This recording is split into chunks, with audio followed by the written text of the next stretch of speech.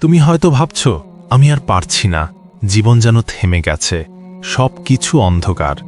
কিন্তু তুমি কি জানো, তোমার এই কষ্ট, এই দুঃখ, এই একাকিত্ব, এগুলোর পেছনেও আল্লাহর একটা উদ্দেশ্য আছে। আল্লাহ হয়তো চাইছেন তুমি তাকে ডাকো। আল্লাহ কখনই অকারণে কষ্ট দেন না। তোমার চোখের প্রতিটি অশ্রু, ভেতরের প্রতিটি চাপা কষ্ট, অন্তর ভেঙে যাওয়া প্রতিটি দীর্ঘশ্বাস সবই আল্লাহ শোনেন।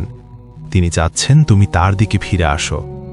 তুমি যখন মানুষের কাছে নিরাশ হয়ে ব্যর্থ হয়ে পড়ো, তখন আল্লাহ বলেন, তুমি আমাকে ডাকো, আমি আছি।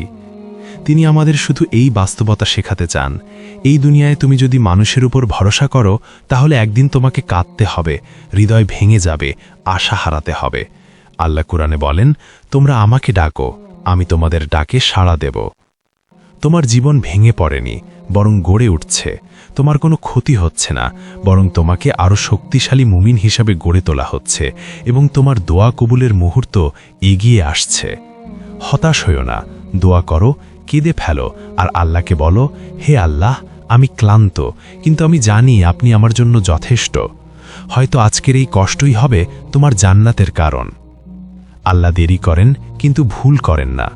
আমরা যখন মানুষের কাছ থেকে কষ্ট পাই, বন্ধুদের কাছ থেকে উপহাস পাই, প্রতিবেশীদের কাছ থেকে অবহেলা পাই, আর সমাজ যখন আমাদের মূল্যহীন মনে করে, তখন এমন একটা সময় আসে যখন সব আশা ভেঙে যায়, সব পথ বন্ধ হয়ে যায়, বেঁচে থাকাটা খুব তুচ্ছ মনে হয়। ঠিক তখন আমরা দুহাত তুলে বলি, হে আল্লাহ, তুমি ছাড়া আমার আর কেউ নেই, জমিনের সবাই আমার থেকে মুখ ফিরিয়ে নিয়েছে। আল্লাহ এটাই চান, তিনি চান তুমি তাকে ডাকো।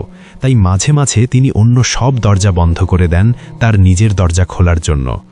তোমার কাছ থেকে সবাই যখন মুখ ফিরিয়ে নেয়, আল্লাহ তখন তোমার দিকে মুখ ফেরান। তুমি যাকে সবার শেষে ডাকো, তিনি হচ্ছেন তোমার একমাত্র ভরসা, একমাত্র আশ্রয়, আল্লাহ।